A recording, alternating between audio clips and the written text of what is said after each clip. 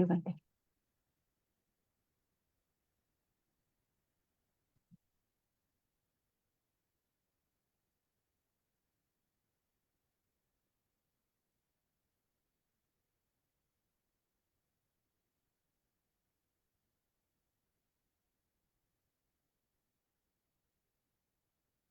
Good evening, Bante and all Kalyana Mita. Namo Buddhaya and Sukhi Hontu. I'm Aliana and welcome to Ti-Ratana Vihara Friday Sutta discussion by Bante Dr. Ganggodawila Chandima.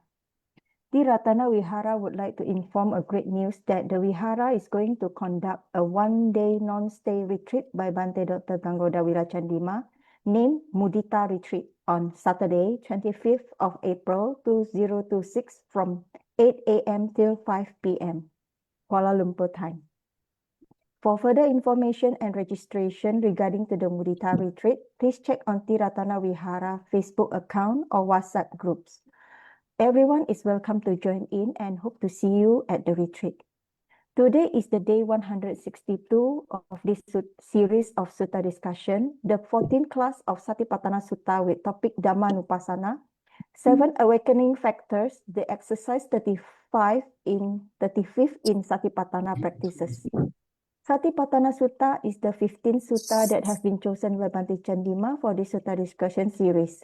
In previous classes, Bante has discussed about Bangala Sutta, Ratana Sutta, Metta Sutta, Sigalowada Sutta, Dhammacakkappavattana Sutta, Sabasava Sutta, Patakama Sutta, Patama Samajivi Sutta, Alawaka Sutta, Dajaga Sutta, Giri Mananda Sutta, and Chulakama Vimaga Sutta, Chunda Sutta, and Digajanu Sutta, which Bante has elaborated the sutta in depth.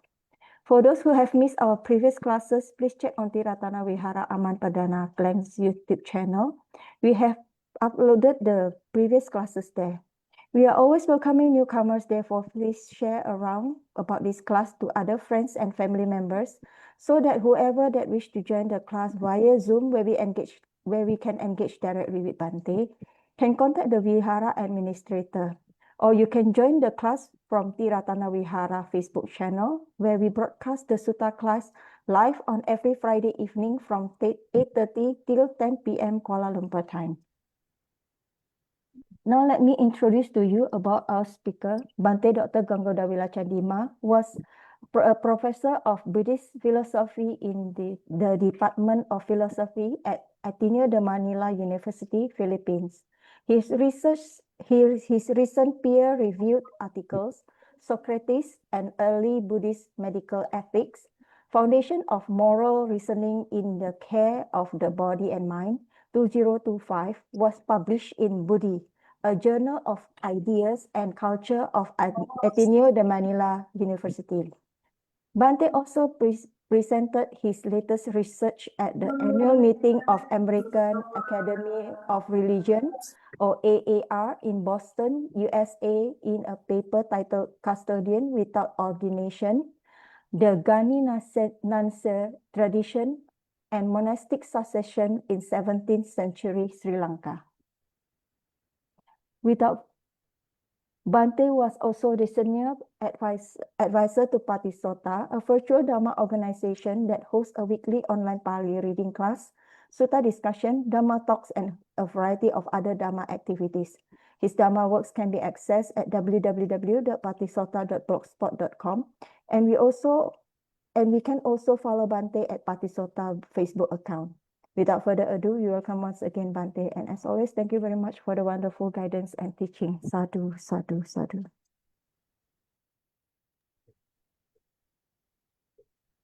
Thank you, Aliana, for that introduction. Good evening, Dhamma friends. Welcome back to class, Sutta study class, TRV Friday Sutta discussion. So before we proceed to the homage to the Buddha, I also wanted to say that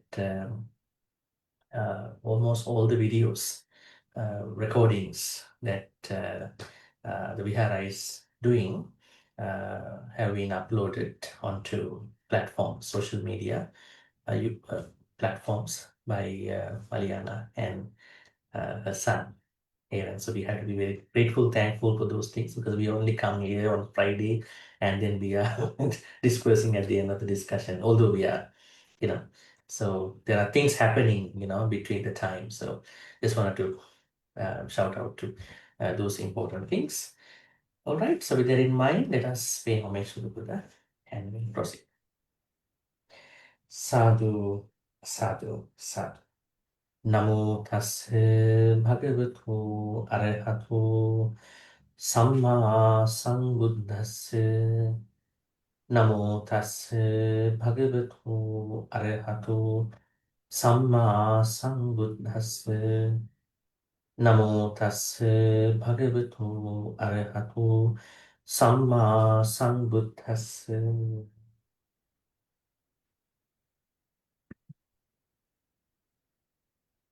Right, so we are going to learn the 35th Satipaṭṭhāna exercise. Okay? So we have done the 34th Satipaṭṭhāna exercise last Friday. So I think you must have read a little bit about the notes a couple times just to set the foot on these things. What did we discuss under Satipaṭṭhāna exercise 34? Ayatana, right? How many ayatanas? Sense 12. bases? 12 We sense discussed? bases, Bante. 12. So there are 12 sense bases. And the sutta teaches us if we want to practice ayatana Dhammānupassanā Satipaṭṭhāna, then we need to know how these sense bases get together, right? And when they get together, fetters arise, samyojana arise. And Satipaṭṭhāna exercise teaches us we need to know how internal sense base impinges on how the external sense base impinges on the internal sense base, right? But sometimes when we are so much driven by craving, what happened? Internal sense base impinges on this is what is happening to many people, right? Normally, if you are really restrained, very mindful, very aware, then at the very least, external sense bases are going to impinge on the internal one. What to do, right? That's the samsara, right? We have no choice. So anyways, either way, the sutta teaches us as under the Ayatana Satipaṭṭhāna of Dhammānupassanā. First, we need to know how this happens. Next, we have to know once they get together, how does Samyojana arise?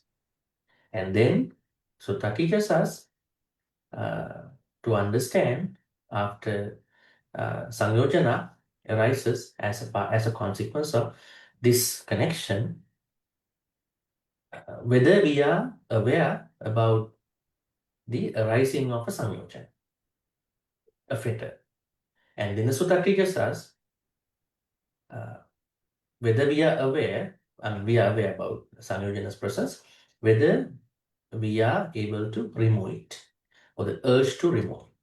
And then the sutta teaches us at the end how to stop future rising of any samyojana with regard to ayatana base. Right? Is that the same understanding you have? Or you have a different understanding? So we have to check that it, right? Because always we go back and take a look and come back here, right? And then we make sure that we are in the same page. All right, so now we are moving on to the 35th one. This one is called Bojjhanga. Bojjhanga. I think this is a very interesting Satipaṭṭhāna exercise. Why? A lot of people, when it comes to Vassa period, mostly go to viharas. When they go to viharas, there are Bojjhanga chanting programs, right? So then you get together and you think that at the end of Bojjhanga chanting, you are very blessed, right? So that is the feeling. And then even during non-Vassa time, January to July, then November to December, there are certain temples who are conducting Bojjhanga Sutras. May I know what is the first impression that you have when it comes to Bojjhanga, the Pali word Bojjhanga, perhaps Bojjhanga chanting? I would like to know. So I think we can kind of clarify that point and then move on to the today's Satipaṭṭhāna exercise, Bojjhanga Satipaṭṭhāna, as a part of Dhammānupassanā. What is coming to your mind when it comes to Bojjhanga? That moment. Blessing, Bante. Blessings, right? Blessings. Curing diseases, Bante. Curing diseases. When someone is sick, they will ask for Bojjhanga chanting.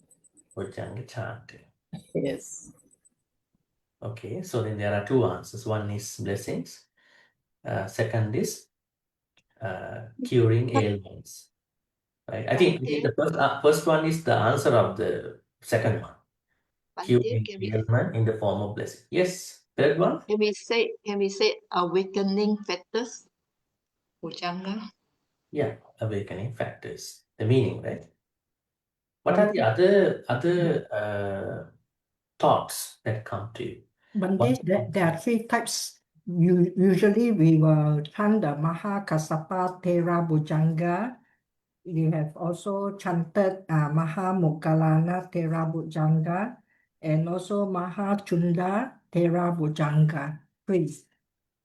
Actually, there are four, but these three are the common one for healing. Yeah. So there, okay, if you count the number of Bojjhanga Suttas, it is many. Why? In the Samyutta Nikaya, there is a section called Bojjhanga Samyutta. All the suttas are talking about 7 Bojjhangas. But in the chanting book, you know, how did the chanting book, how did it come to practice, the chanting book? The Sri Lankan tradition, I think you chant for the most part of Sri Lankan tradition, right? How did it come into existence? This was compiled by the Sri Lankan monks in Anuradhapura era. Okay? So it was named as Chatubhanavara Pali, right? And then someone might think the suttas that are in the Chatubhanavara Pali, the chanting book. But now the chanting book has Mahayana suttas, right? If you pick up any Vihara chanting book, first part is all those Pali suttas.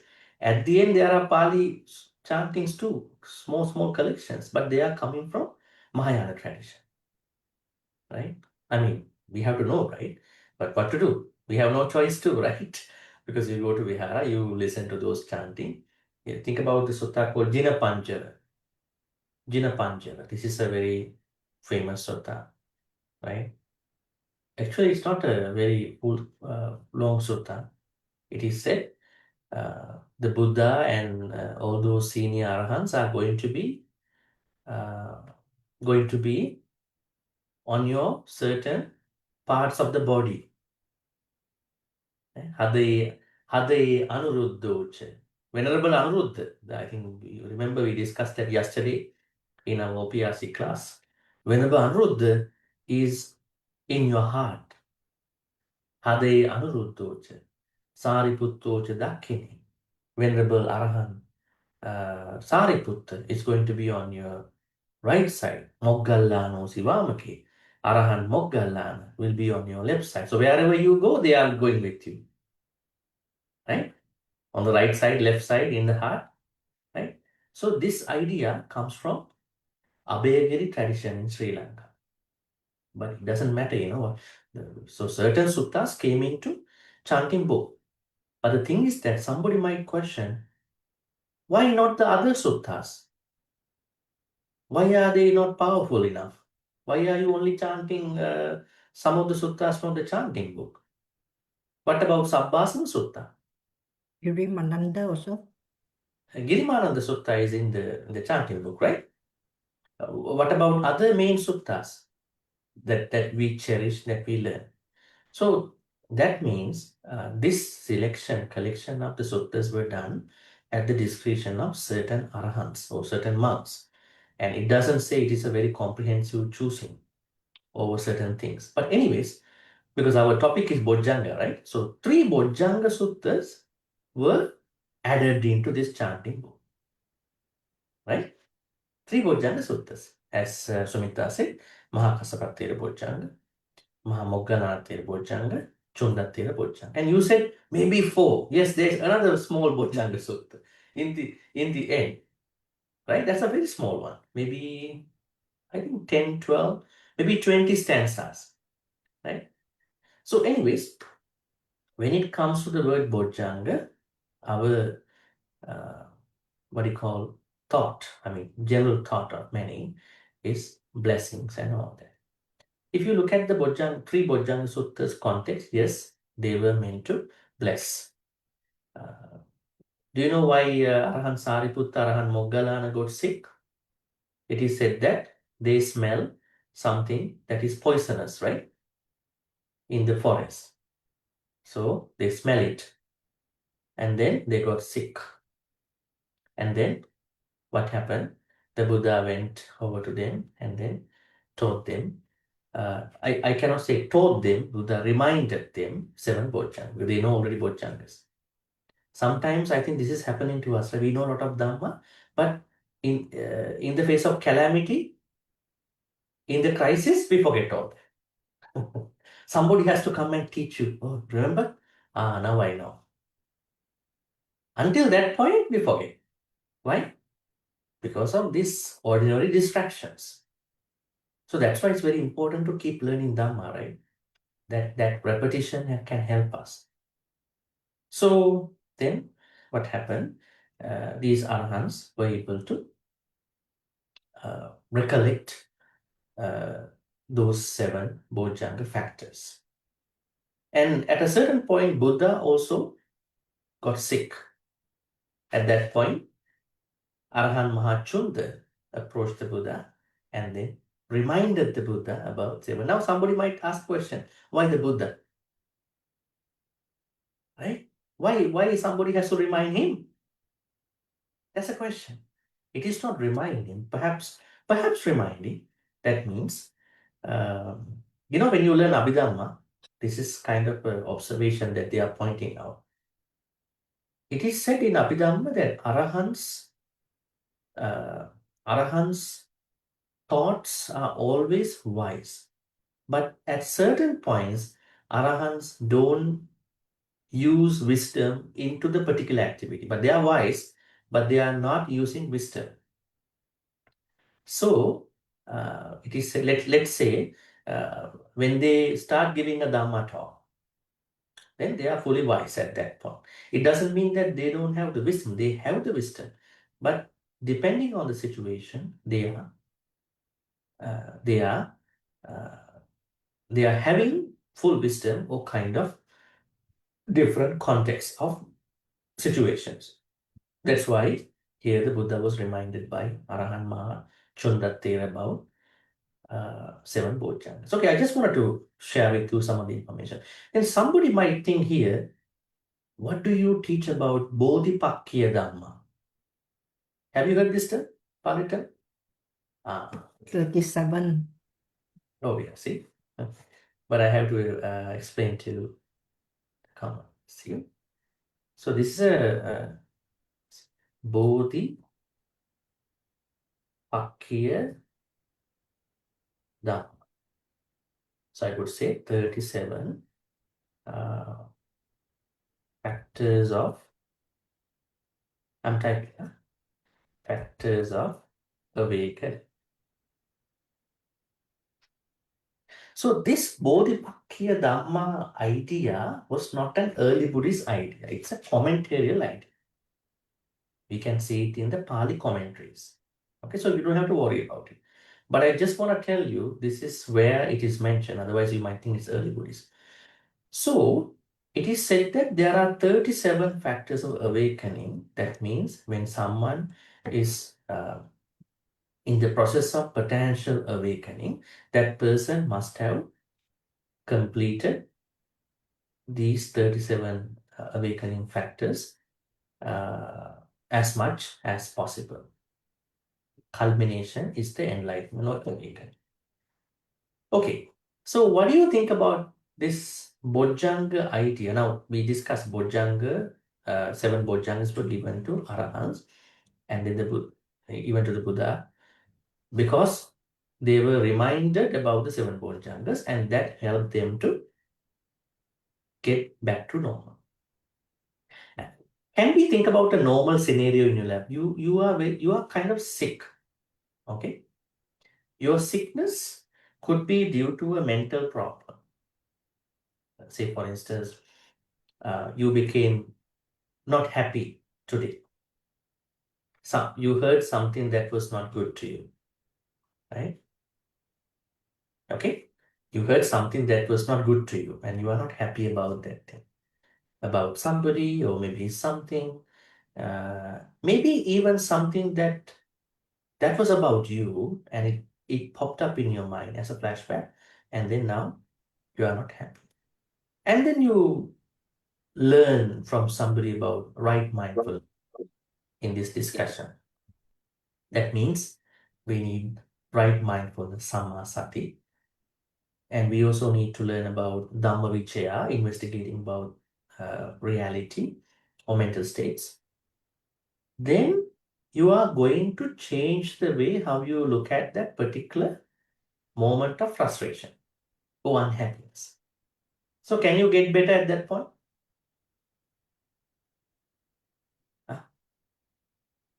You were unhappy about something, but you are available, or somebody is trying to teach you, somebody is trying to tell you, help you, maybe a book reading, maybe one of your friends is sharing something about that. Finally, you became positive about the situation, and you are not going to continue that unhappiness. It was a change of your attitude at that point. Could you get back to normal at that point with regard to that unhappiness? You could, right? You could. Now I know I should not have worried about it today, but I was worried about it. You helped me understand that problem in clear terms. So now you can see when someone teaches you 7 Bojjhangas, the first one is right mindfulness. The second one is Dhamma, investigating mental states. So we can see that it is very clear that recovery, or I would say recovery, or maybe well-being is possible. Well-being is accessible. Now we are talking about mental health. What about physical health? Physical health. Think about that somebody was sick, right? Does it mean that you are sick and someone is chanting you 7 Bojjhangas? At the end of the chanting, you get back to normal 100%. Could that happen? I mean, technically speaking, let's say you are a cancer patient, right? And then at the end of the chanting, you're going to go through another diagnosis. There's no cancer to be found in your body, right? It is just like somebody is going to hug the Amma, the lady in India. They say when she hugged you, then when they go through the checks, no more cancer. And they are thinking, oh, what if that we have the opportunity to hug the lady called Amma in southern India? And some people are saying like that. They are saying, maybe this lady has energy and she's giving us energy transmission. That is a thought people believe in India and some, especially in the Western world. But Buddhism is not a magic activity, right? Buddhism has no magic, right? If somebody is asking you to show the magic, then be careful. Buddhism has no magic. They will tell you, we'll show you the magic. In one day you become Satipaṭṭhāna, right? In one day everything will go away, right? So, even with regard to physical sicknesses, think about I think we have a lot of physical sicknesses when it comes to not understanding reality, right? So in that case, even the physical sicknesses can get better through understanding the 7 Bojjhangas. But don't think that just because Arahan Mahakassapa, Arahan Moggallana, and Buddha got back to normal means that when you are being chanted, your sickness also get back to normal right away. Right? There's no immediate thing, but your trust about the Buddha Dhamma Sangha, the Sangha members' compassion can give a big impact on the sickness. It is possible, but not very much guaranteed at the moment, right at the moment. So you letting those energies to come to you. Right? So then I'm trying to tell you that rather than taking Bojjhangas as a magic transmission, the Buddha asks us to practice Bojjhanga.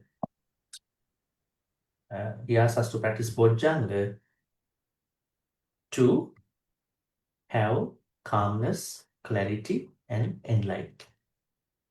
Right? So through the Bojjhanga Satipaṭṭhāna practice, we can, become calm, we can become clear, and then even the enlightenment can be possible.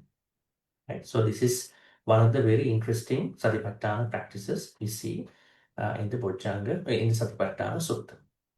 The plan in doing the section today, Bojjhanga Satipaṭṭhāna, is, if we go talking about what is sati, what is Dhammavicaya, what is virya, what is piti, what is passaddhi, what is samadhi, what is upekkha, it's a long, I think it's a long description. We will talk about it. But I would like to teach you how did the Buddha see the arising of the 7 Bojjhanga factors and the non-arising of the 7 Bojjhanga factors. Then we can have a certain framework to understand the place of 7 Bojjhangas in our Dhamma practice. Right? Has anyone found out information about how does this idea of 7 Bojjhangas work in our spiritual life? Or you have heard that these are enlightenment factors only. These are only blessings. I think this is the ordinary understanding.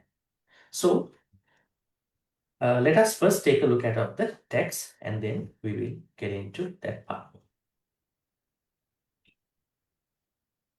Right. Dhammānupassanā, 7 awakening factors. Exercise 35. So we are left with only one more Satipaṭṭhāna exercise. You can see the 7th. Right mindfulness should be piti, sati, right mindfulness, investigation of the nature of reality, Dhammavicaya, energy, virya, piti, joy, tranquility, passaddhi, right concentration, samadhi, and upekkha, equanimity. Okay, perhaps I will read, depending on the time issue here.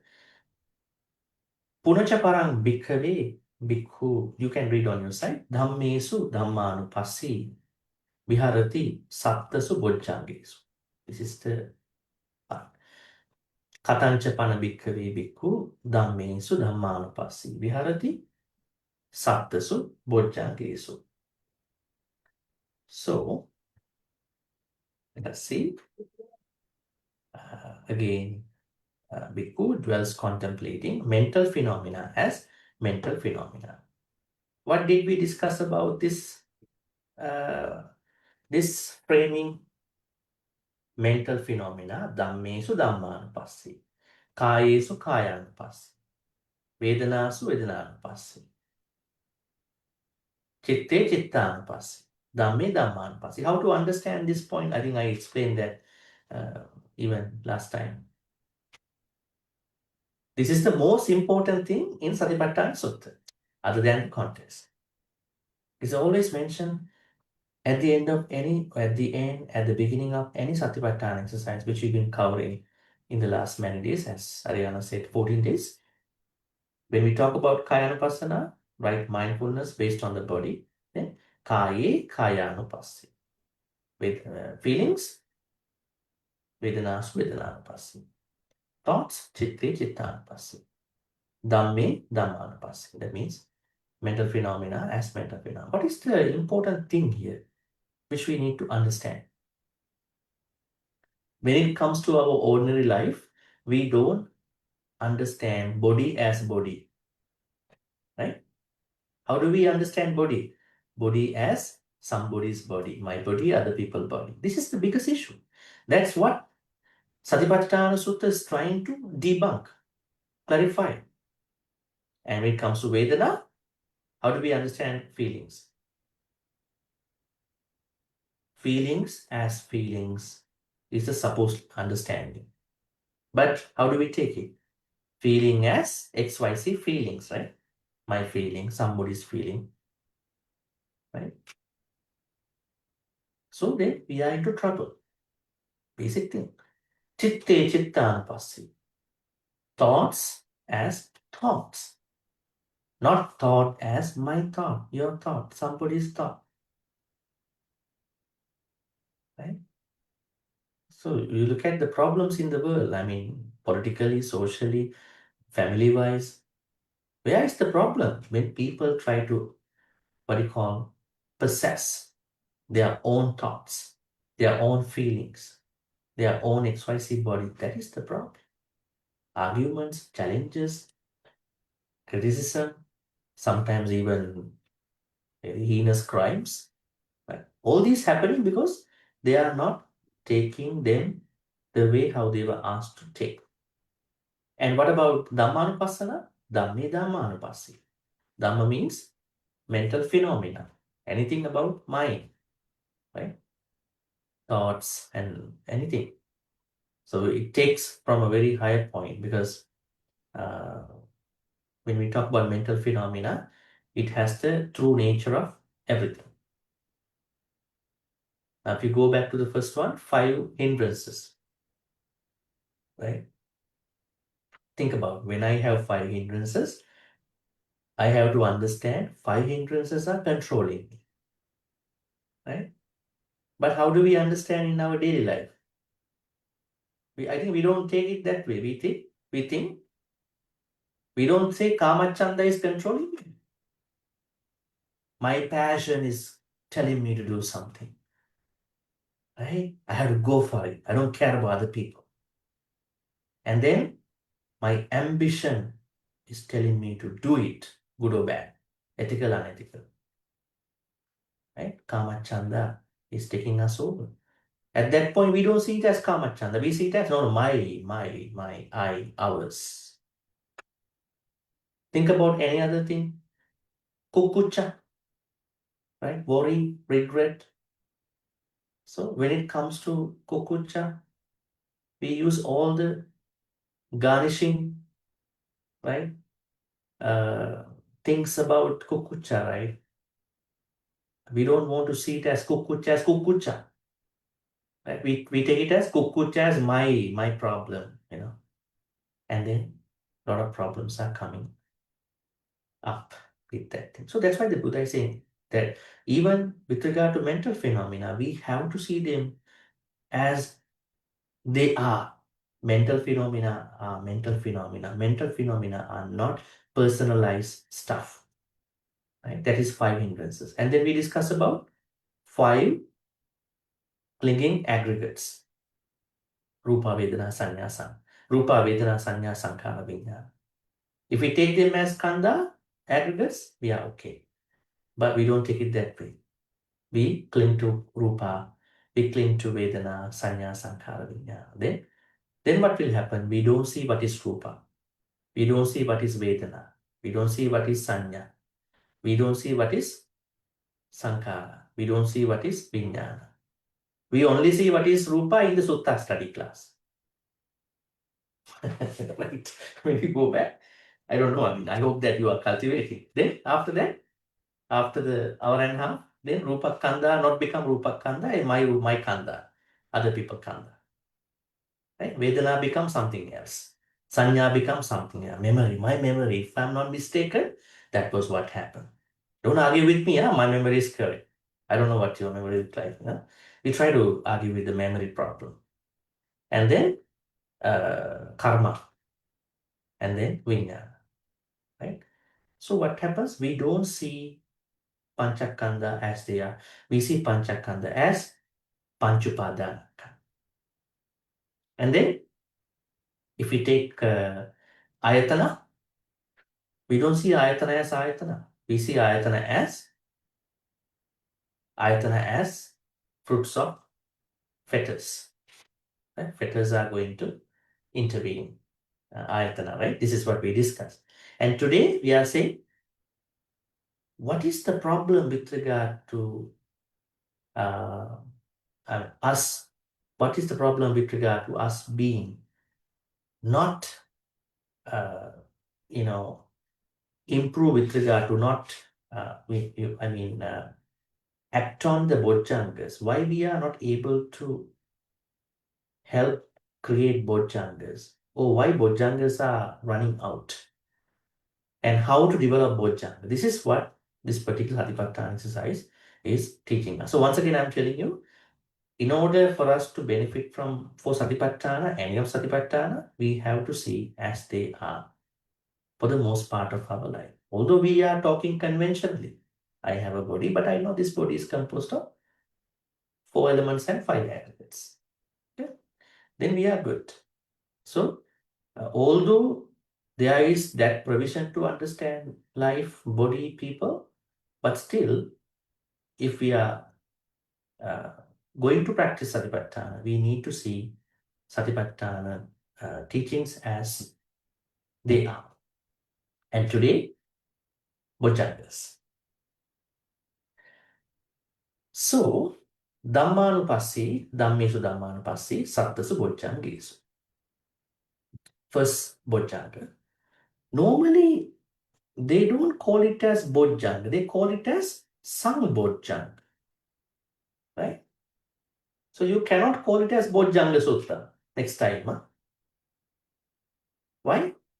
They are Sambojjhanga. Sam means, Sang is a prefix in Pali which tells us higher or maybe better, right? Sambojjhangas. Even you see 3 Bojjhanga Suttas in the chanting book, you can see not Sati Bojjhango, Sati Sambojjhango, right? Sati Sambojjhango, Virya Sambojjhango, not Virya Bojjhango, right? Not Piti Bojjhango, Piti Sambojjhango. Dhamma Vicaya Sambojjhango. Sang means it has very much transcendental, spiritual, higher level. So we're back to the first one. Ida bhikkave bhikkhu santang va ajjattang sati sambojjhangang attime ajjattang sati sambojjhangoti pajanati. This part, acknowledgement part. And you have to check first whether do I have this sati bojjhanga or not. Then asantang va ajjattang sati sambojjhangang nattime ajjattang sati sambojjhangoti pajanati. Yes or no? Right? Have it or if you don't have. So how to put it here? First, second. Or you could say in your own ways. Attyo natti. Then yatacha anuppannas sati sambojjhangas uppado hoti tanja pajana. In case you have sati sambojjhanga that was not arisen before, then you have to know that I already have sati sambojjhanga. Yatacha uppannassa sati sambojjhangas bhavanaya paripuri hoti tanja pajanati. In case you have the arisen right mindfulness, and then you also need to develop it. You have to actually, there's Pali word here which is very interesting. Paripuri. Paripuri means fulfillment or fruition. Now, what do we understand so far? We have to check whether we have Sati Sambojjhanga or not. Then we have to decide whether we have or whether we don't have. Then what should we observe after that? Yatacha anuppannassa sati sambojjhangassa uppado. Then we have to know whether the Satipaṭṭhāna, the first Bojjhanga, right mindfulness, that was not present in me before, now arisen, due to whatever the conditions. Very good, right? That's a very good stage, but not the highest. And then as you spend more time with the Satisambhojjhanga, that was arisen already, then you come to understand, I cannot just time pass like this. I have to develop it towards fulfillment, provision. That means don't be happy just because you are mindful. Why? You have to develop it to the fruition, to the fulfillment. What is the fulfillment? You have to get better with right mindfulness. Right? You have to develop, you have to cultivate it. So that means as long as you are not going to be, experienced enough, or maybe, fulfill enough with regard to right mindfulness, you still have to do. So this is what we call developing right mindfulness, the first one, first Bojjhanga. Okay, so if you haven't done it so far, if you thought it is only a blessing, now you know it is not just a blessing. You can't have it like this. Earlier you thought somebody should teach you, somebody should bless you by saying this. But now you know you will not be blessed that enough as long as you are not going to practice this way. So you have to practice Satisambhojjhanga this way. So in short, what I can say, I have put it this way in an easy way to understand. Steps to practice, I put it as 6 steps. Number 1, check, pause and examine the thoughts. Is right mindfulness present or absent right now? Second, clearly acknowledge the state right mindfulness is present or right mindfulness is absent. Third, you need to know the cause, why it is absent if it is absent. Understanding the cause when it is absent. Reflect on what conditions are missing or obstructing right mindfulness. This is the problem. This is the issue which we are discussing in unwise attention. Ayoniso Manasikara. Then fourth, let's say you don't have it, then you have to invite the arising of right mindfulness. Gently bring in supportive conditions, which means none other than Yoniso Manasikara, wise attention. So if you don't have right mindfulness, that means you are affected by the conditions that are coming from Ayoniso Manasikara, unwise attention. If you have it, that means you are supported by the conditions, good conditions, Yoniso Manasikara, wise attention. Fifth, recognizing the first Bojjhanga, right mindfulness, when it has arisen. Notice and confirm its presence without excitement or obsession. Right mindfulness has arisen. Why do I put as excitement and obsession? These are 2 issues. When they are going through right mindfulness, time to time, some people, they become very excited about the practice. Right? Oh, I'm very mindful now. I'm so excited. Tell me the next level, Then you are bugging all the Dhamma teachers around you and then asking a lot of questions, sometimes unnecessary questions. And then you are going to almost crash your mindfulness practice at that point, So don't be excited. Never be excited about Dhamma. Once you're excited, you lose that spiritual journey. Just go in moderation. Excitement has to be cut. On the other hand, don't be obsessed with that. Why? If you become addicted to a mindfulness practice, that's also not good. Why? When you are addicted, wisdom will go away. Then you are only mechanically, technically practicing it. Then how would you do it at that point? 1 hour meditation every day, some people do that. That is only the meditation that they are having. So if they are awake for 17 hours, then 1 hour. 16 hours, there's nothing happening properly. How's your right? Oh, yeah, I do every day 1 hour, morning. Can you tell me how to increase to 2 hours? I said, why? That's not the point here. We are not talking about quantity. If you learn Satipaṭṭhāna Sutta, you will understand content doesn't matter. What matters is whether you can bring in right mindfulness to as many activities as that you are involved. So that's why mindfulness became a mechanical practice, a technical practice. 1 hour, 30 minutes. Right? You may do 5 minutes, 10 minutes meditation. That is not the problem.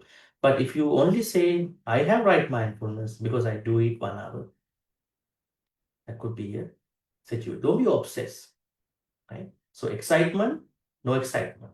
No to excitement, no to obsession. You simply acknowledging, you can see here, recognizing right mindfulness when it has arisen. Notice and confirm its presence without excitement or obsession. Right mindfulness has arisen. That's it. And then for the provision part, developing and fulfilling it, sustain and deepen right mindfulness, sati, samasati, through continued wise attention, balance until it matures. So how do I know my sati, right mindfulness is becoming mature? How do I know? How do you know? How do we know? What is the sign? What is the trigger point that we know that our right mindfulness is kind of getting mature? It's a simple question. How do we know?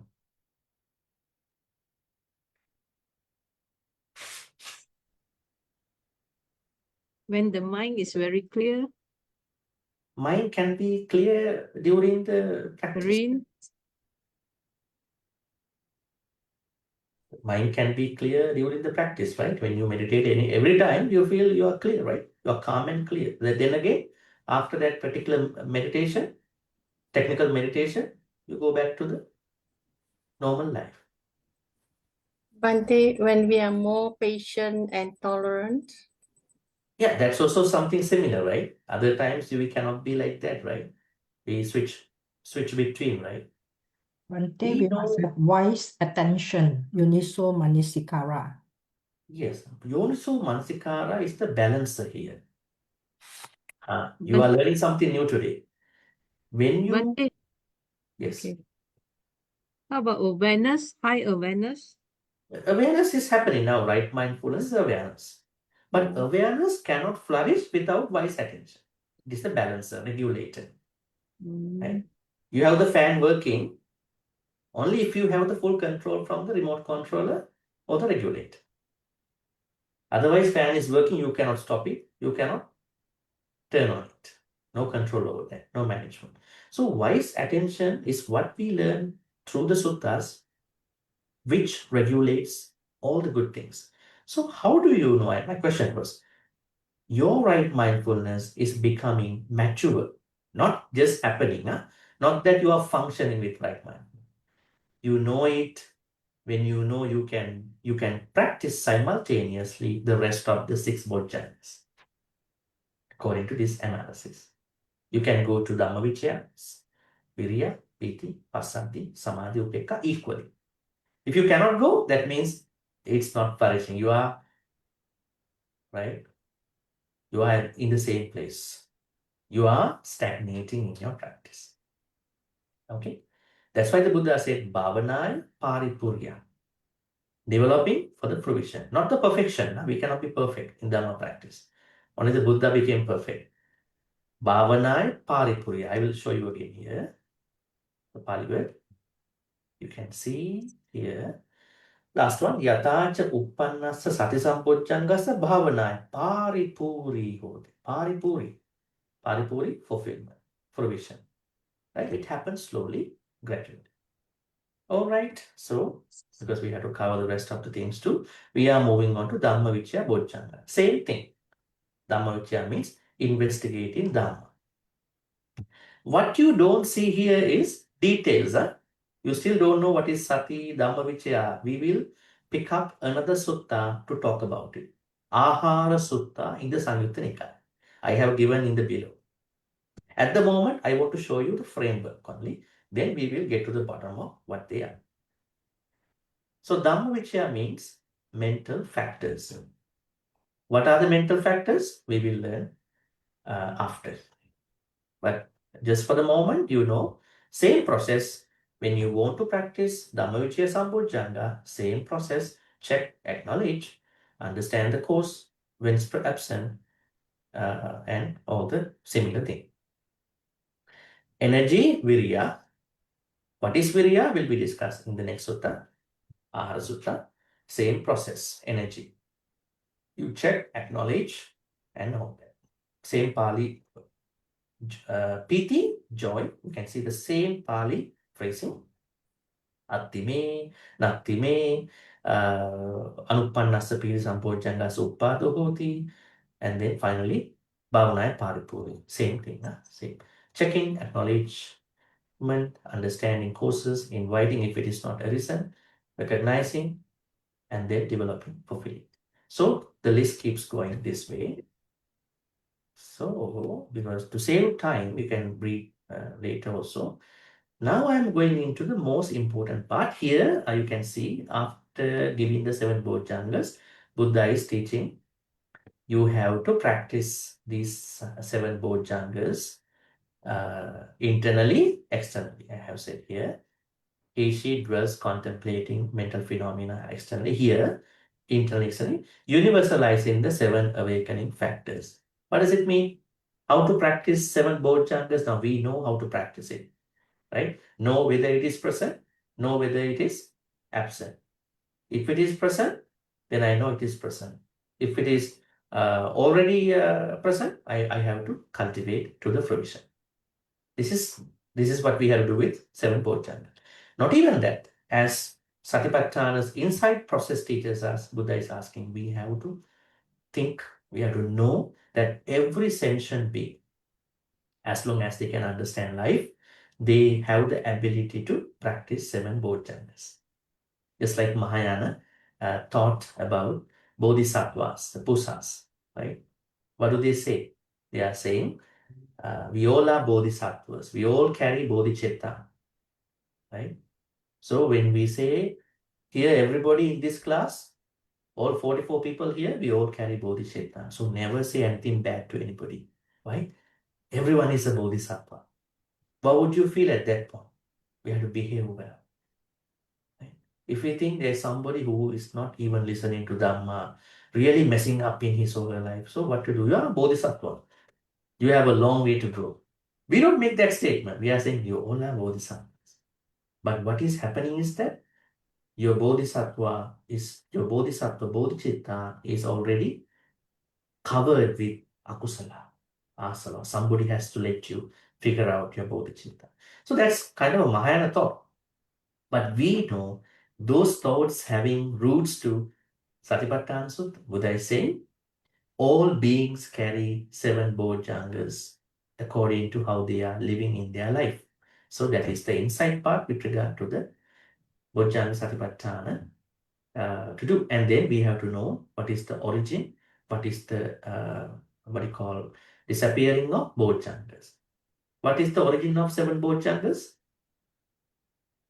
Sentient being, right? We were sentient beings. We are sentient beings. So because of that sentience, we have the capacity to develop them. Then what is the point that 7 Bojjhangas will go away?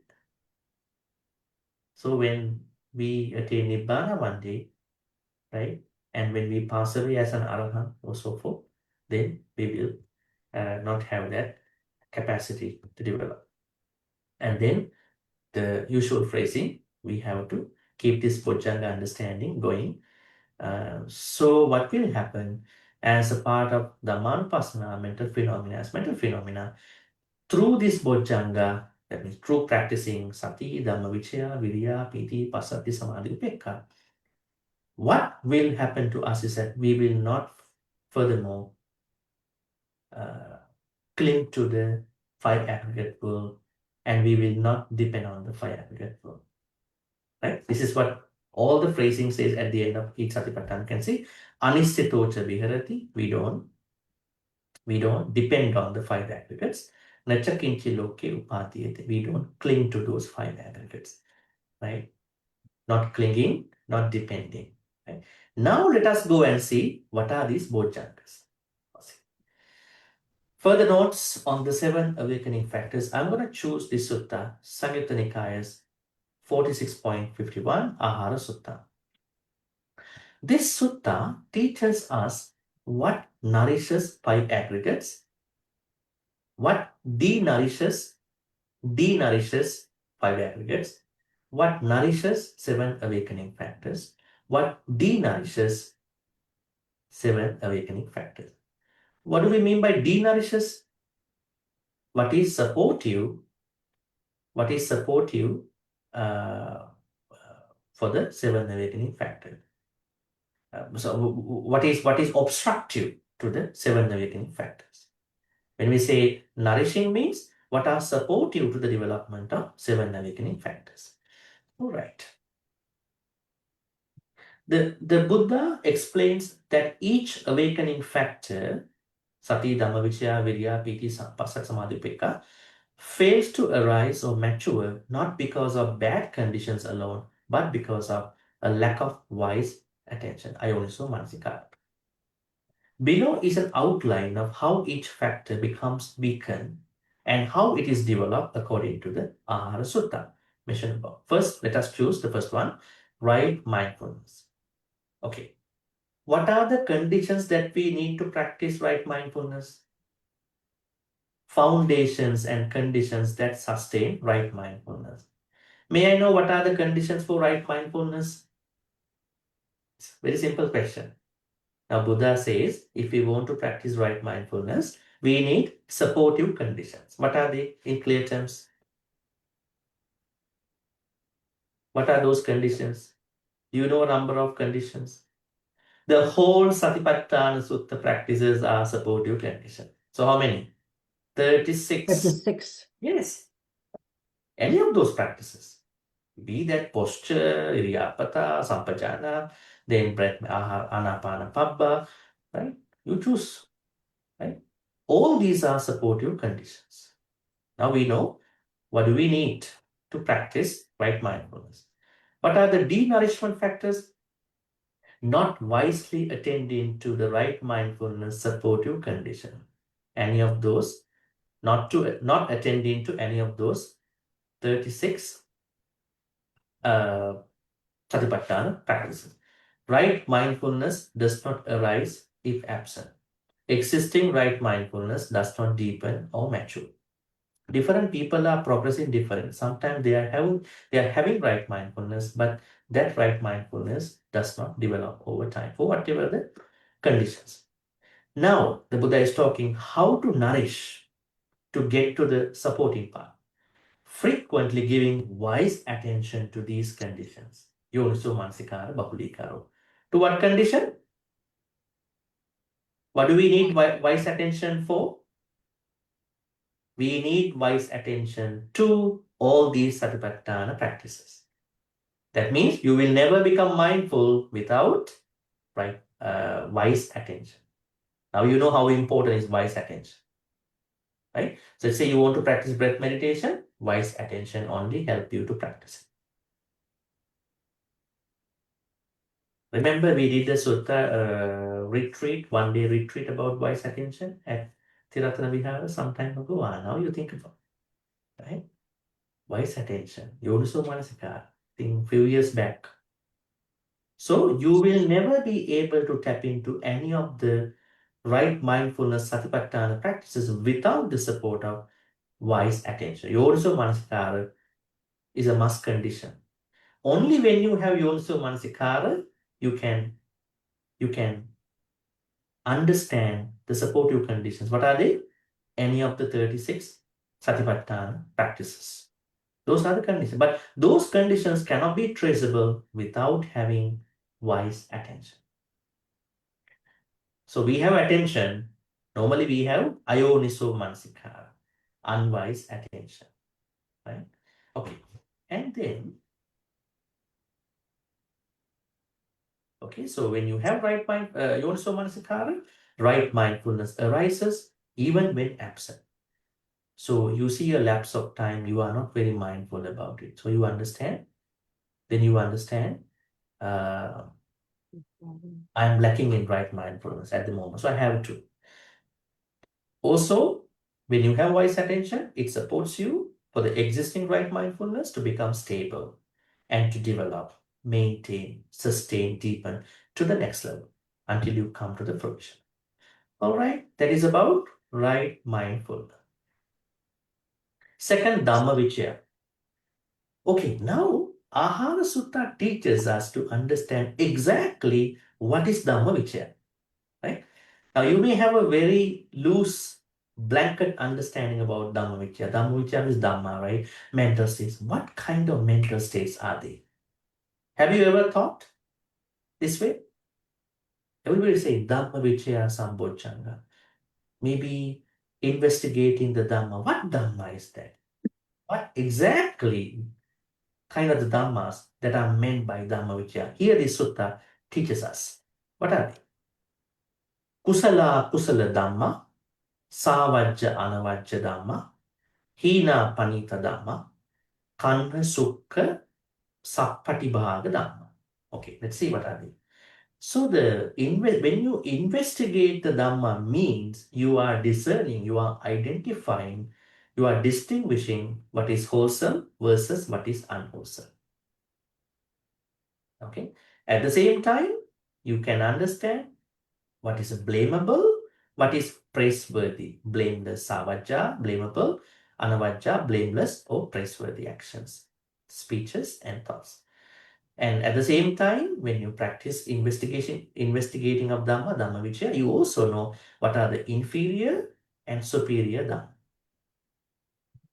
And also you will know what are darker and brighter Dhamma. So may I know what are the inferior, superior, darker, brighter, blamable, blameless? They are, what do you call? They are, how do you understand the rest of the three? Right view, having right view. No, when you say wholesome, unwholesome, the other explanations go to that. Blamable means unwholesome. Inferior, unwholesome. Dark, unwholesome. Blameless, wholesome. Superior, wholesome. Bright, wholesome. So there is nothing as four here. Only Dhamma is wholesome, unwholesome. Others are different ways to understand wholesome, unwholesome. Okay? Now, when you meet a person, you might say, very good guy, yeah? Very nice guy.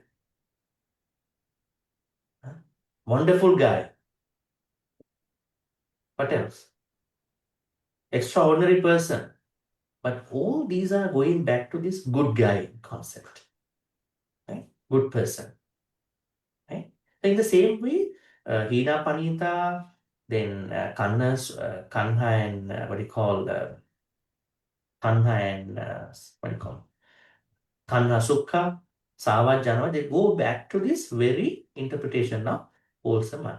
So next time, when you were asked, tell me how to understand Dhammavicaya Bojjhanga, that means being able to distinguish what is wholesome versus what is unwholesome. You have to know what is wholesome, what is unwholesome. Then, now you know the definition. You need to know what denourishes my Dhammavicaya. What obstructs me to practice Dhammavicaya, not frequently reflecting on this distinction. If I don't know what is wholesome, what is unwholesome, then I will not be able to practice it. Then your wisdom remains dull, your mind loses clarity and discrimination. So how to support my knowledge of my cultivation, my practice of Dhammavicaya is to always bring Yoniso Manasikara towards distinguishing what is wholesome and unwholesome. You can see here, frequently and carefully attending to these distinctions. Now think about in our personal life, when it comes to 5 precepts, killing, not killing, stealing, stealing, not stealing, sexual misbehaving, sexual behaving, lying, not lying, being truthful, and then taking food and beverages to an extent where we become intoxicated versus taking food and beverages to the point that we are not intoxicated. So if I don't know how to distinguish, separate out the distinction between the good and bad all the time, how do I understand Dhammavicaya? So what does support me to understand this distinction? Even the 5 precepts. Now you want to practice 5 precepts, right? Every day. How do you separate out 5 precepts, good from bad? Through wise attention.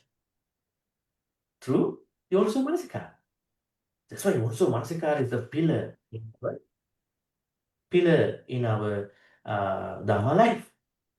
Now here we understand it is true to the support of Yonaso Manasikara, we can distinguish Dhammavicaya, especially wholesome versus unwholesome.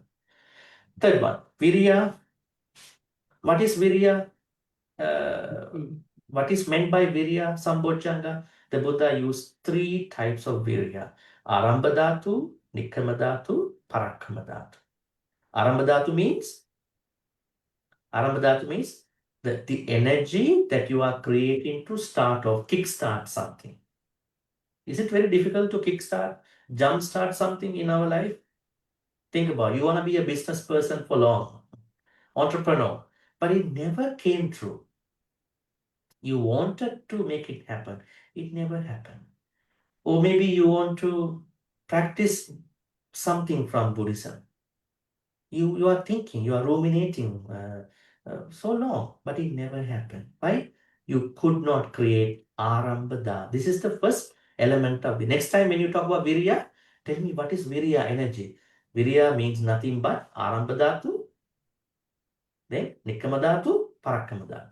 So arambhadhatu means the energy that we can create to start something. It could be a business, it could be a new venture, it could be an exploration, it could be an adventure, and some people even cannot make it.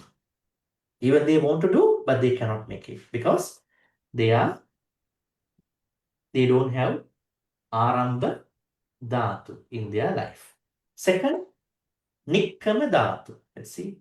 Nikkama dhatu means nikkama dhatu. Now, suppose you started something, but what do you want now? You need to keep going in that particular activity, right? Otherwise, if it is a joint venture, it could become a white elephant, right?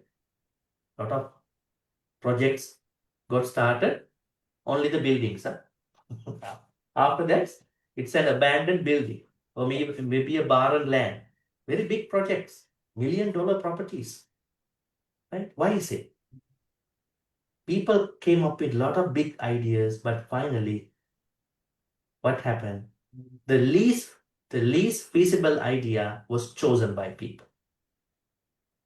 Think about, you are making a 3-acre big temple and community cannot run the temple. And maintenance, cleaning, people are busy, people have other options. Then what should they do? They don't need a very big space, manageable place, which they can manage every day. They can take care financially. They can take care through human labor, right? Sometimes we create very big ideas, but then only after some time we understand we cannot go like that. So all are going to end in smoke at that point. Lots of money. This is one example from money side. Even in your life, you are thinking a lot of things, but they are not feasible. You started. Some people even couldn't start. So if you have the ability to start, arambhadhatu.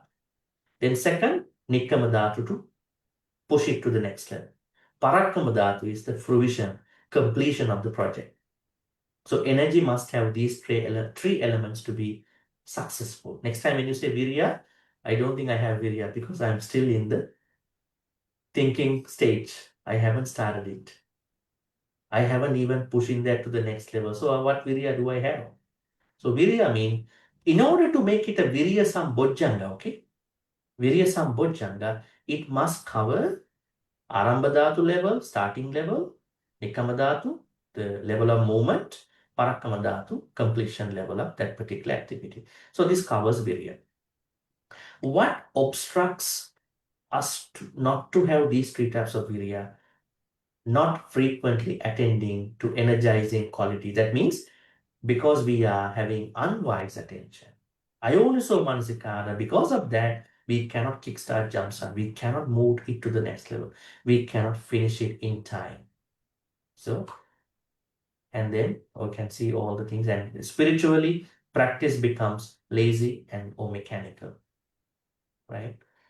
So you can see the reason is lack of Yoniso Manasikara once again. And the good side, what helps you to develop, sustain is frequently giving wise attention to energizing qualities, right?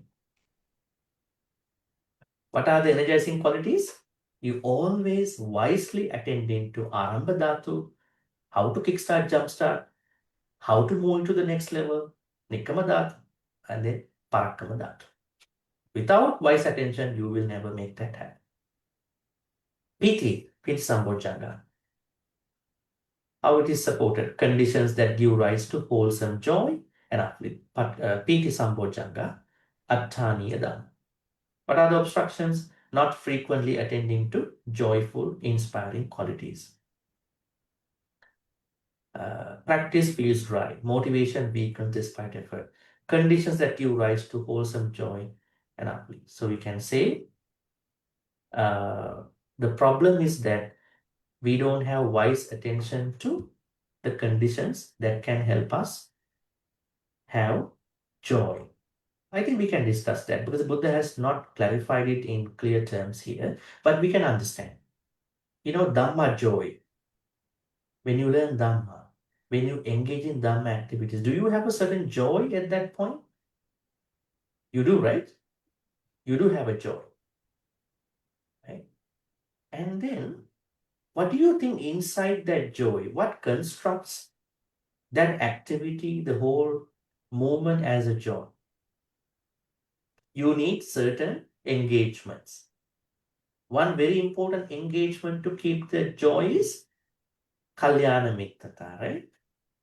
Noble friendships. Now think about you are learning alone, you are learning Dhamma alone, and you are learning as a group. Which one is more motivating to you? Both are good. You don't have to say anything bad. But which one is more motivating to you? With like-minded friends. No, that means that is a joy consequential factor. It's a condition to have the joy. Right? At the end of the class, you feel jovial about it. Right? You can find joy in other places too, right? You can go for a eatery and have some savory and think about, I approached cravables today from a certain, food chain. That is another short-term joy.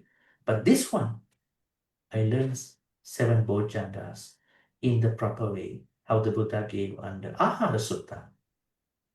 That joy is shared joy, common shared joy, right? This is what we see in many suttas. Buddha gave the Dhamma talk to many monks, many devotees, and they were happily partaking in the sutta's teachings. Right? So that means Kalyana Mittata is one supportive condition for the Piti Bojjhanga. Can you think about another condition for the Piti Bojjhanga? Dana. Dana is another condition.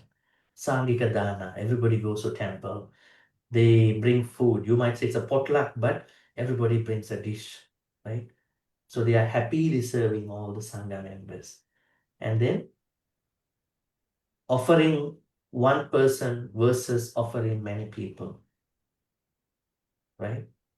So that could give you joy. Today we gave a Sangika Dana together. Another one. Another thing, you meditate together, right? You go for a retreat and everybody meditates together, right? That group setup also very important, right? There are so many things, you think about it. So all these are group conditions or perhaps personal conditions to bring Dhamma joy, piti.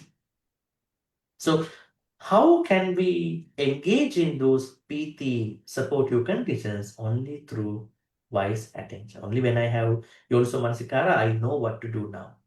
I know where my attention should be channeled for, directed for. Then we are moving on to the next one. Tranquility, passaddhi. Passaddhi means tranquility. Tranquility, the Buddha talks about two types of tranquility, passaddhi, kaya, chitta. Body has to be tranquilized and mind has to be tranquilized. This is a very interesting term, right? Now you know the Pali word samatha, right? Samatha means calmness. So where are people going after that, after samatha? When they have samatha, samatha means calmness. Where they are going after that? Vipassana. Passaddhi. They want to have passaddhi. Passaddhi means you have the composure. You are settled down. Composure, body and mind. The Buddha talks about two types of tranquility. Some people, they have messed up. They say samatha is tranquility or calmness. The English, in the use of different English words, things have become a little bit cryptic after that. But when we learn about Pali context, we understand passaddhi could be translated better as a composure. Maybe a settling down in the calmness. Not just you become calm, you are settled down in the calmness, right? You know, sometimes when you go to a new place, we are happy. And when people ask you, are you settled down in the new place? Now I'm settled down in the comfort zone. I think calmness versus settling down in the calmness, passaddhi.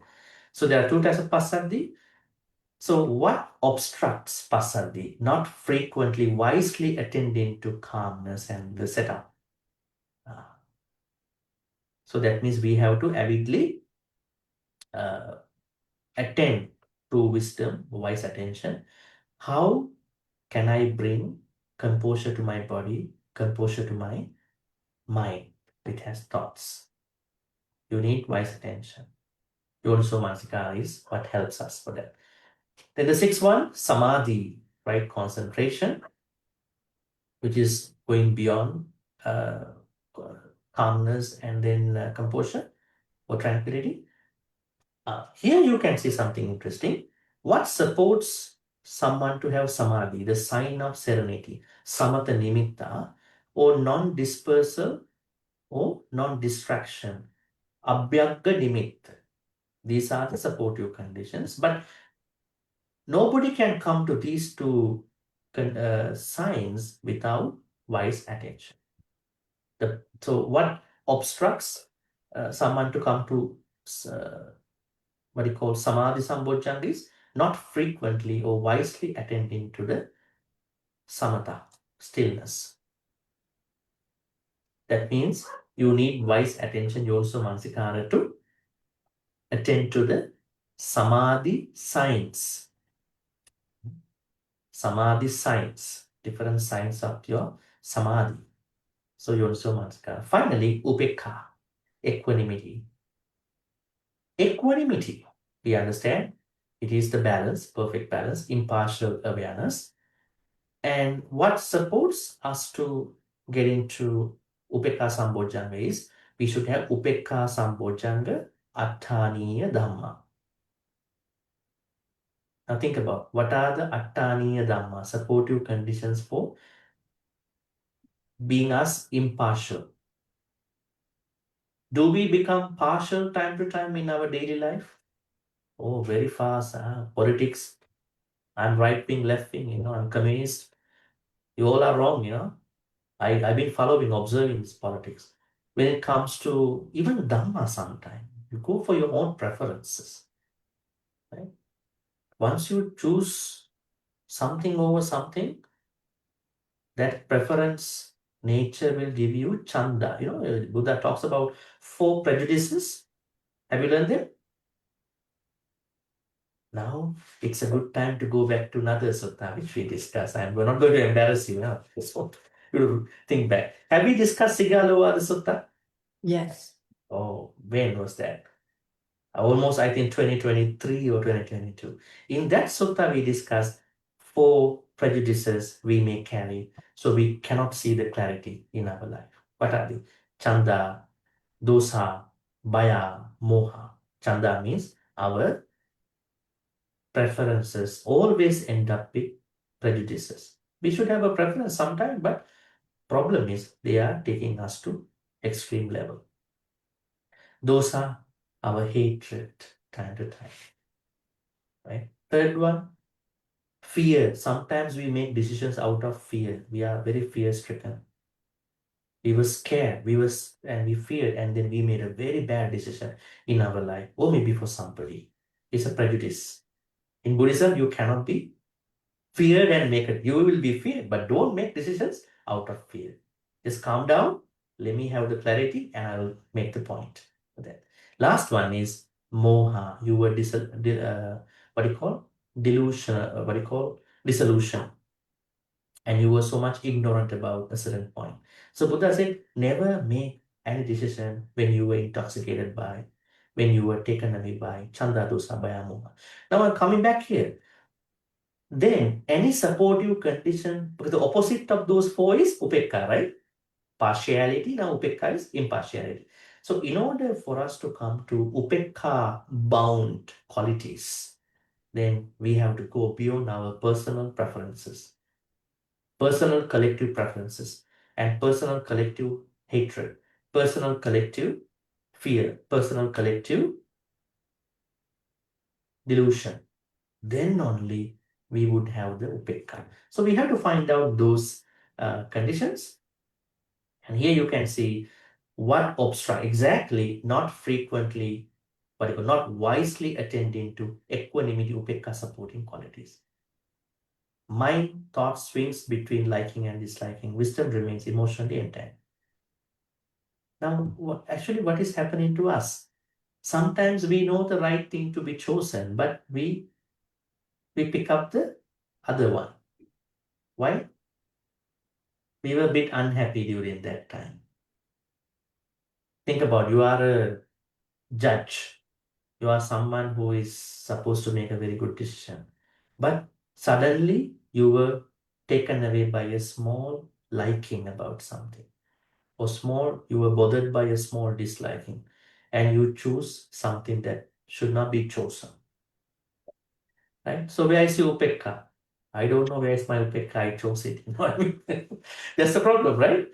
Now here, this reminds us to make better decisions in our life. Don't make decisions out of four agati, which the Buddha talks in the Sigalovada Sutta, right? DN 34. So what we are discussing here is that how to create upekka bound conditions to lower preferences, to lower anger, hatred, and whatever adjacent qualities about anger, to lower our irrational fear. Our fear is always irrational, right? It's like you are getting scared even before you see the snake, right? Snake is not here, you are scared. Snake came and it did something to you. Irrational fears, and you make decisions. And then finally, you will not make decisions out of delusion. So then we will create more conditions for upekka. Can you think about one good condition for upekka? I think it's a good question to ask. Now we were talking about the negative side, right? Can you think about how you practice upekka in your life through a certain condition you have chosen in your life? Neutral. Don't take sides, Bante. You remain So neutral. two people are fighting. I don't take a side, so they can fight. You can't blame me at the end. What is that neutrality? Then mere neutrality doesn't work. We should have a wise neutrality with wise attention. Think about, I'm going to say something to someone. Once I said, two people are going to clash. I think before, what am I going to tell to this person and that person? So I minimize pisuna vacha, slandering, talking behind the back. I minimize it, right? I think one thing is that let us not judge people by their dispositions, their color, their ethnicity. Let us embrace everybody as they are. It's a very good condition to the, what you call, impartiality, upekka. In the books, we normally learn this as inclusivity. in the modern text, but they are not talking upekkha in that way. Let us understand everybody in that inclusivity, or maybe let us embrace everybody without preferences. Another good condition to practice upekkha. May I know from you, how do you practice it? If you don't tell me, I know that you are not practicing it. Huh? Don't be a part of that. Amongst the children, Bante, no favoritism. Oh, I hope your children are not hearing this. Okay, no favoritism. Okay, Equal treatment. equal It's not treatment. easy. Yes. Mm. Okay. And then, what if someone is really taking care of you more than the other 3 or 4? That's a good question, right? So, anyways, what do you call no favoritism? And then, what are the other things you do to practice upekkha? I'm not talking it as a meditation. Huh? I'm talking it as a daily practice. We have to bring Dhamma to daily life. One more condition. One day, sometime, the experience we have is neither wrong or good. It's just neither, no, just as it is.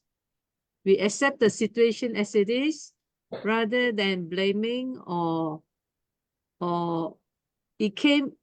things happen because it happened. It's Mhm. neither good nor bad, but it's here to me, sometimes anything I see as a reminder of anything that has not happened. That's why things that not been resolved, that's why problem comes about. And it is good that it comes to remind things that I have to look into. That is neither good nor bad. Mm. Okay, so what could be a better word for that? No, Discrimination. no fault finding, because people like to find somebody who did it, right? Performance aspect. Is there a better word for that in general life? For what you exactly said just now? Maybe accepting life. Huh? Acceptance. Acceptance. The way how things happen, rather than arguing Yeah. over why, and all that. People like to do that, right? Yeah, But true acceptance. true acceptance is one good way, one good condition to practice upekkha. Any other, maybe 1 or 2? Bante, can we say indifference to all situation? That means indifferent to, we can say 8 worldly condition, loka dhamma. There's a sutta in Anguttara Nikaya about it. The Buddha said, what you call labha, alabha. Labha means gain, alabha means loss, yasa means fame, ayasa means defame, then ninda means blame, pasansa means compliment, sukha means happiness, and dukkha means suffering, unhappy. The Buddha said these 8 are revolving around us, right? And interestingly, Buddha also said we are revolving around them. What's the logic here? These 8 are always coming to us. Huh? Maybe January we are happy, February we might not be happy. Huh? Samsara. Yeah. And then what will happen on the other way? Because we know we are conditioned by these 8, we want to make them better. We always want praises, compliments, gains. Then we also going around there. Very interesting, right? So let us be indifferent to these 8. Another very good upekkha approach. One more.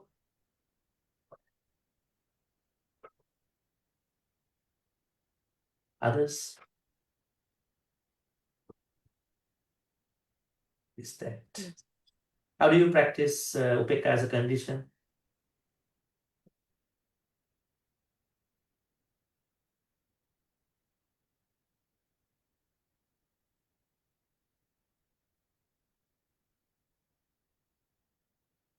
Can you think about a normal activity in your life? I think if you look at it in a very simple way, someone you can associate easily, someone who is not, someone who is easygoing and very positive. Is it very easy to find out an easygoing person always taking things seriously? Even a small word can be serious to that person. Then somebody, maybe more insight has gone to this person. That's why taking everything seriously. Right? So that easygoing nature, and then positive nature, always positive, like the Buddha. The Buddha is saying, Bhante Ananda is saying, but let's go to another city. What if this happens in that city too?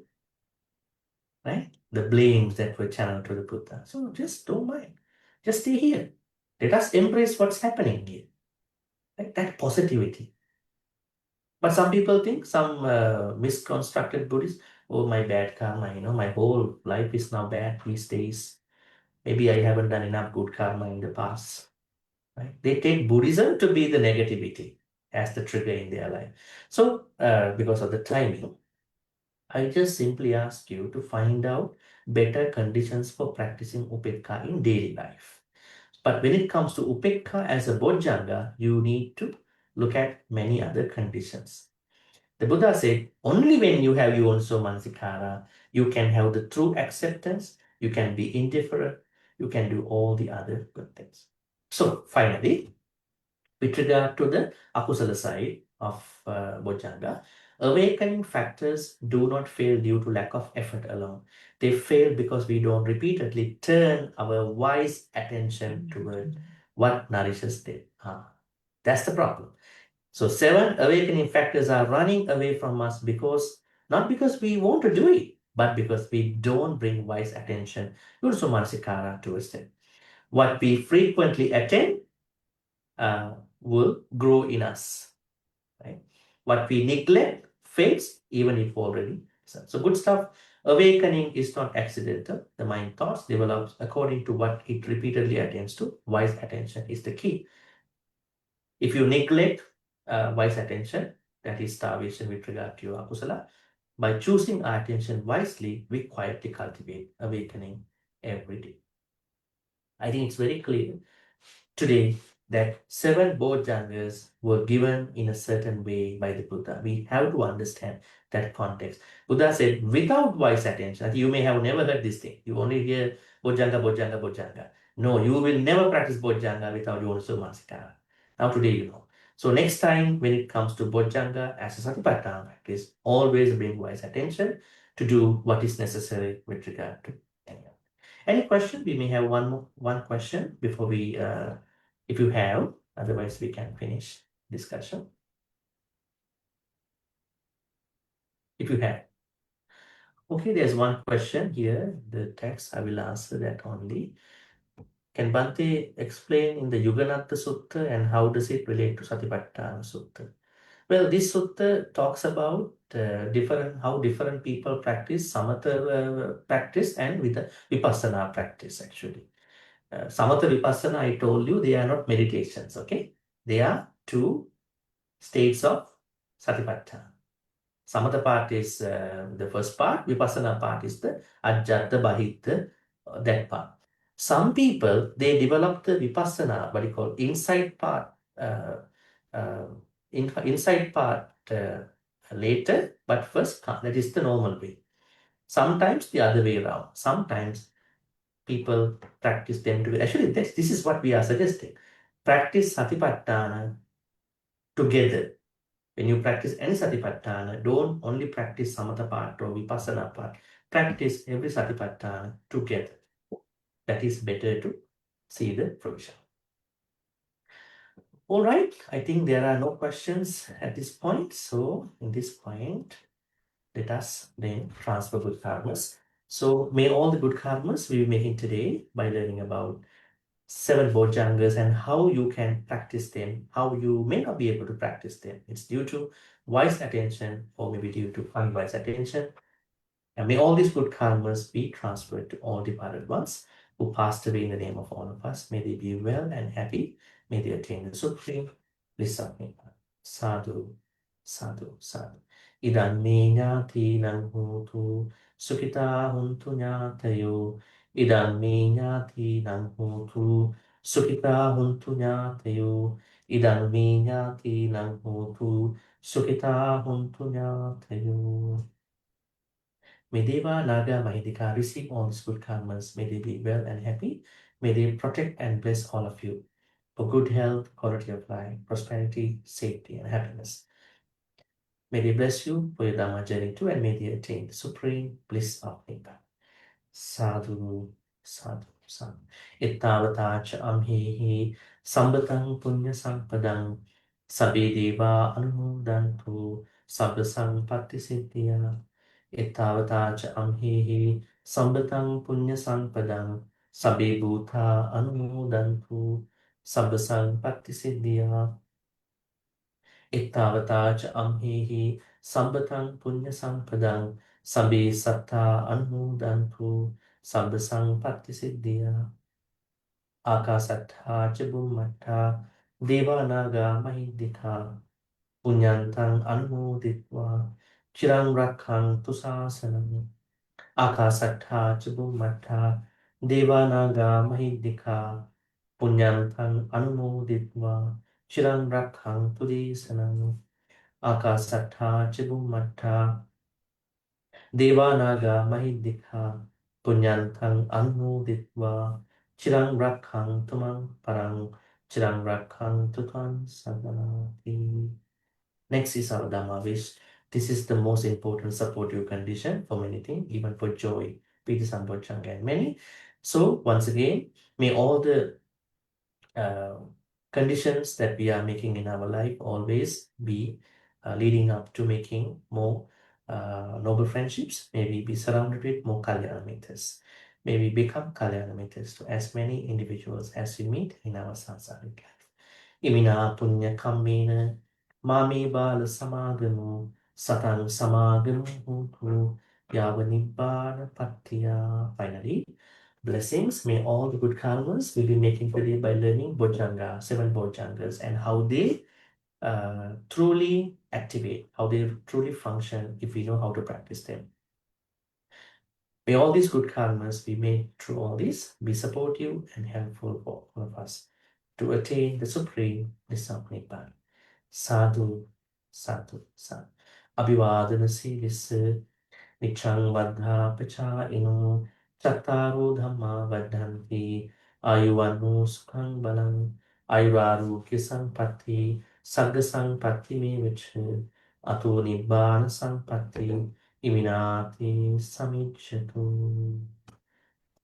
Sadhu, sadhu, sadhu. With those blessings, we are going to end our Sutta discussion, and we will take up Four Noble Truths as the Dhammānupassanā, which will be the last Satipaṭṭhāna exercise, 36, and hopefully we will be doing it next Friday. So with that, wishing you a good night, pleasant good night till we see you again. Good night, everyone. Thank you, Bante. Thank you, Bante. Thank you, Bante. Thank you, Bante. Bante. Sadhu, sadhu, Sadhu, sadhu. Good night, sadhu. good night, brother and Night, sister. Bante. Good Sadhu, night. sadhu. Thank you, Bye, Bante. thank you, Good night, Bante. Bante. Good night, Thank you. everyone. Good Thank night, you. Thank you, sister. Bante. Thank you, Sadhu, Bante. sadhu, sadhu. Good night. Sadhu, Thank you, sadhu, Sister sadhu. Aliana. Good night, sister. Thank you. Thank you, Bante. Bante. Good Thank night. you, Bante. Good night.